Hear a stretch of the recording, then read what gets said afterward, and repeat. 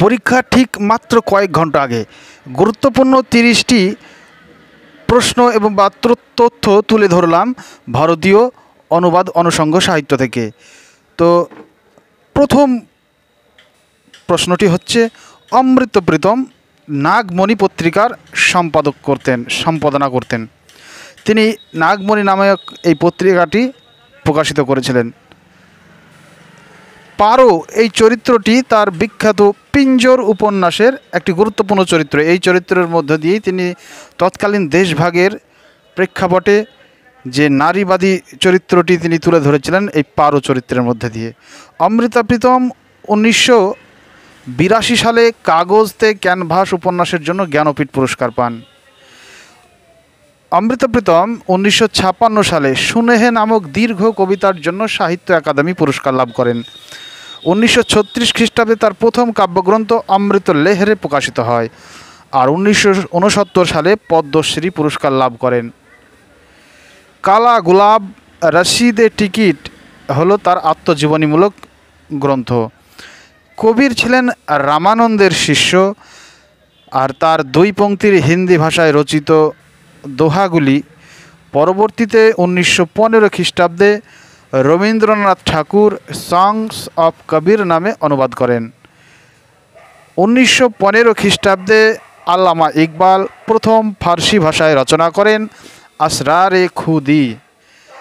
শায়েরে মাশরিক হাকিমুল উম্মাত, শায়েরে মাশরিক মানে প্রাচ্যের কবি, হাকিমুল উম্মাত উম্মাতের ভরসা, মুফাক্কিরে পাকিস্তান পাকিস্তানের চিন্তাবিদ প্রভৃতি উপাধিতে ভূষিত হন। সারে জাহাসে আচ্ছা এই দেশাত্মবোধক গানটিরও স্রষ্টা তিনি। ইরানে ইকবাল ই লাহোরি নামে পরিচিত। বালি জিব্রিল উর্দু ভাষায় রচিত। রুমুজ এ বেখুদি, মুসাফির, জুবুরে আজম, জাবেদ নামা প্রভৃতি তার বিখ্যাত সব রচনা। মুন্সি প্রেমচাঁদের আসল নাম ধনপত রায়। জন্ম উত্তরপ্রদেশের বেনারসের লমহি গ্রামে। হিন্দি সাহিত্যের বঙ্কিম বলা হয় এবং হিন্দি সাহিত্যের আধুনিক জনক বলা হয়। তার শ্রেষ্ঠ উপন্যাস গোদান 1936 প্রকাশিত হয়। প্রেমচন্দ হংস এবং জাগরণ নামে 2টি পত্রিকা সম্পাদনা করতেন। জাগরণ পত্রিকাটি পরবর্তীতে বন্ধ হয়ে যায় কিছুদিন পর।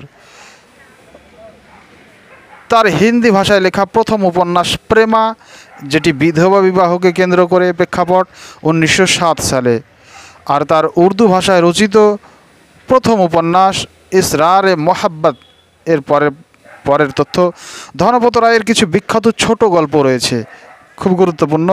শতরঞ্জ কি খিলাড়ি, বড়ে ঘর কি বেটি, দুনিয়া কে সবসে আনমোল রতন, মন্দির और মসজিদ, কাফন এবং নরক কা মার্গ।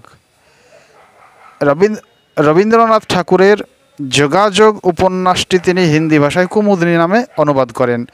শতরঞ্জ কি খিলাড়ি গল্পটি সত্যজিৎ রায় চলচ্চিত্রায়িত করেন। রামায়ণের নেপালি অনুবাদক হলেন ভানুভক্ত আচার্য, তিনি খাস ভাষার কবি।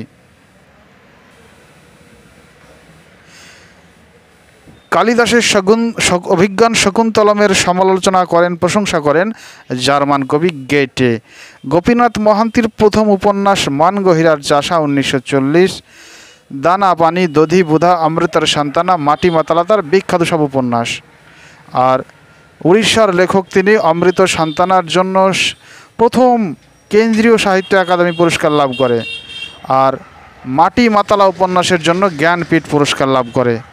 এই ছিল আজকের গুরুত্বপূর্ণ তথ্য। এছাড়াও আয়াপ্পা পানিকারের কুরুক্ষেত্রম 1960 সালে প্রকাশিত বিখ্যাত তার কাব্যগ্রন্থ। জীবানন্দ দাশের বনলতা সেন কাব্যটি তিনি মালায়ালাম ভাষায় অনুবাদ করেন।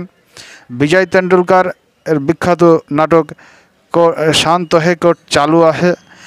এরপরে কালিদাসের অভিজ্ঞান শকুন্তলম, বিক্রমোর্বশীয়ম এবং মালবিকা অগ্নিমিত্রম এগুলি নাটকের অন্তর্গত। আর শূদ্রক রচিত যে মিছাকটিম নাটক, এটি চরিত্র গুরুত্বপূর্ণ হলো হর হোসেন, চারু দত্ত, বসন্ত সেনা প্রভৃতি। তো এগুলি মোটামুটি ভারতীয় সাহিত্য থেকে এর মধ্যে অবশ্যই কমন পাওয়া যাবে। তো এই ছিল আজকের ভিডিও। Thank you.